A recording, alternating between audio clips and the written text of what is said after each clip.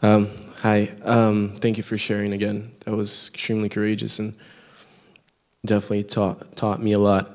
I guess my opinion on the issue is still being formed. You know, there's a lot of things that from both ways that have been coming at me, and it's it's something that's hard to move through. My question to you guys is how hard is it for you not to know, almost not to be certain? It seems like there isn't a right or wrong, and that to me, when talking about God, seems so hard for me to wrap my head around. Not that I do know what is right or wrong. It's hard for me to understand that. So how do you guys deal with that?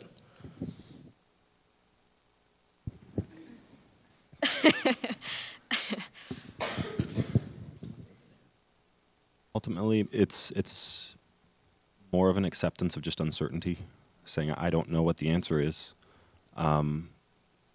and if God is the perfect judge, I will accept whatever that perfect judgment is. So I don't know. Basically, all of my answers end with I don't know. I don't know. Like, all of these are questions for me, and you guys are asking them, and I can perhaps guide you through some of my thought process in terms of how I've dealt with it, but I haven't come to any real answers. But it really is just a matter of uncertainty for me. In terms of judgment, you know, Jesus reiterates, so much of the heart, and if God knows my heart, what else can I be besides honest about what's in there?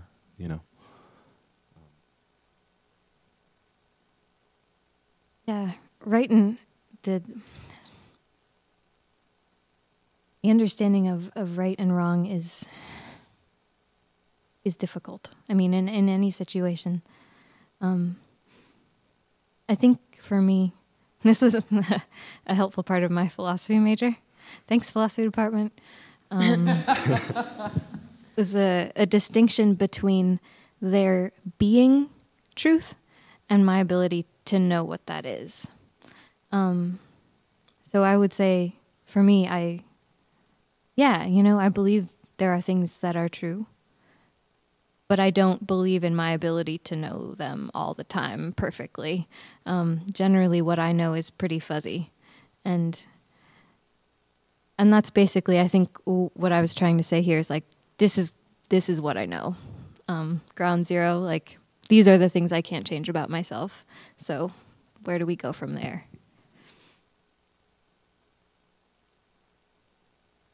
Hi guys. So in the interest of full disclosure, I'm friends with David and Carolyn. I'm a Gordon alum as well. They didn't plant me or ask me to ask this question, but I'm wondering if you have any advice for the queer Gordon students who are inevitably in the room right now, or for the ones who are here who have friends who they know are queer, who couldn't make it here today that they might talk to, and and the ones in the room today are going to be in the closet for the rest of their Gordon experience. And I don't want to kill the mood because we've been talking a lot about grief and stuff, but do you have any words of hope? Specifically, have you, and I'm being glib, but is there anything in your experience, have you been able to find any joy, actually, in being gay? And it's such a multi-part question, but what have you learned from gays who are not Christians about that, about joy? And what have you learned from other Christian gays? And just take whatever that you want, but...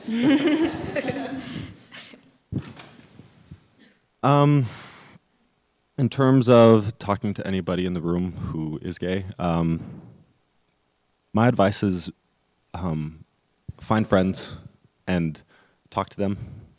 That will be the best thing you can ever do.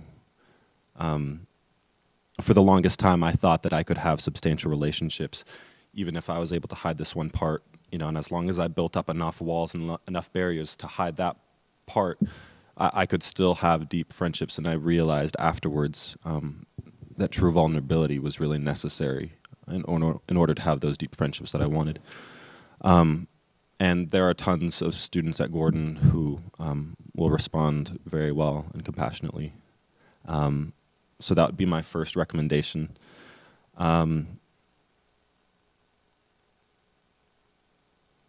Sure. I guess the thing that I've discovered in terms of joy is that when you are yourself, even if that's controversial or gray or dangerous, it is wonderful. It is so freeing. Like, I feel so much freer being out now to everybody in the world. I think I'm actually now out to everyone sitting here. But I have nothing to hide from anybody. And that is so wonderful. Also, to any queers in the audience, I would say, hi.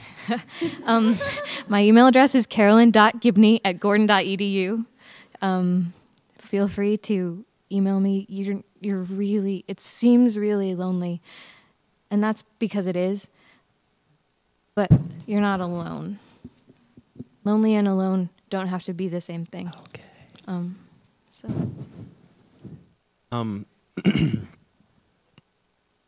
When I first started coming out, actually sophomore year, it was actually something that Dr. Glennie happened to say to me at the time, and he said, "Could you ever see this as a gift?" At the time, I thought he was ridiculous. I was like, how could you even conceive of that? Why would you even say that? You must not understand.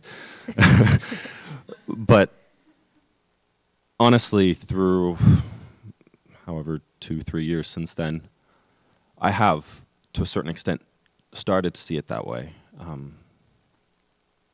Because it does give you a very unique perspective of the world that most people don't ever see. You do understand what it means to be marginalized, and most people don't. You do understand what it means to be on the sidelines, when most people don't. And so you can empathize when most people can't. And so I can say I do appreciate it for that. Okay. Hi, I'm Nick. Now, I have noticed, like, in San Francisco queer culture, there's a very seriously, like, you can note a very defiant element about the homosexuals there. I mean, you seem like pretty calm folks here. Like, how would you respond to homosexuals in San Francisco acting quite vicariously about their personal standpoint? Ultimately, I don't think your sexual orientation determines how you live your life. Being gay doesn't imply that I'm going to be extremely sexually promiscuous or any of the other stereotypes that go along with it. So they've chosen to live their life one way, and I'm choosing to live my life another. Some people identify very strongly with, with themselves as gay, and that's a very important part that they portray to the whole world. And sometimes that can come across as militant or angry, I guess. And that's sort of the queers that you'll see portrayed, and focus on the family videos, things like that. Like, we want our rights now. What?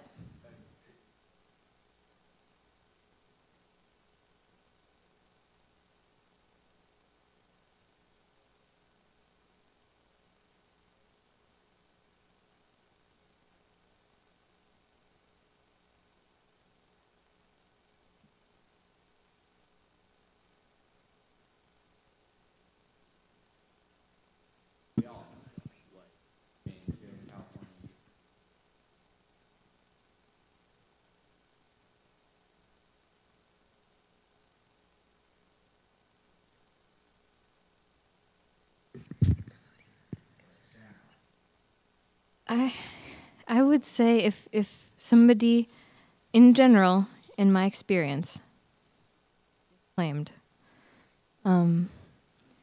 people who feel that they have to present their sexuality very, very strongly are those who have had to push hardest against people pushing them down. And that is an instance for compassion, I think. And that is just my personal experience. And some people just love being gay, and that's great. Some people love crocheting. That's also great. Some people love the fact that they have blonde hair, you know? That's also great. Hi. I'm not sure if this is completely off topic. It might just be more of my own morbid curiosity. Oh, whatever. You hear every so often about these programs that set out to reform the gay community, queer camps as it were. I've heard them referred to as that and other things. And I was just wondering where you stand on the whole issue of like reforming homosexuals. Like you hear about people who consider themselves to be ex-gays or who are going through a transition of reforming themselves in that way, and I'm just kind of wondering where you stand on that.